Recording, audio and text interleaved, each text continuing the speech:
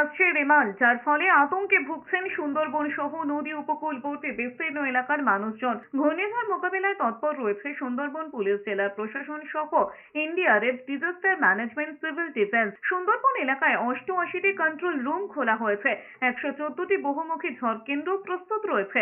একই সঙ্গে জনসাধারণ কোর্টে মাইকিং শুরু করেছে সিভিল ডিফেন্স। শনিবার সকাল থেকে সাগরে শুরু ঝড় বৃষ্টির সঙ্গে বইছে ঝোড়ো হাওয়াও। আবহাওয়া দপ্তর সূত্রে খবর, শনিবার রাতে নিম্নচাপ ঘূর্ণিঝড়ে পরিণত হবে।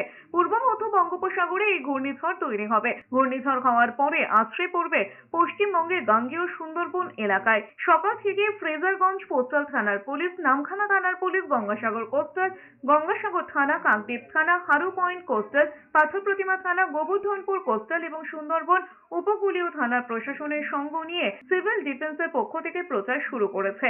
এদিকে শনিবার সকাল থেকে প্রবল জলোচ্ছ্বাস দীঘার সমুদ্র সৈকত জুড়ে। সকাল থেকে বড় বড় ঢেউ আছড়ে পড়েছে দীঘা উপকূলে। দীঘার তীব্র জলোচ্ছ্বাস দেখার জন্য ভিড় জমিয়েছেন সাধারণ মানুষ থেকে পর্যটকরা। পর্যটকদের স্নানের ক্ষেত্রে নিষেধাজ্ঞাও জারি করা হয়েছে ইতিমধ্যেই।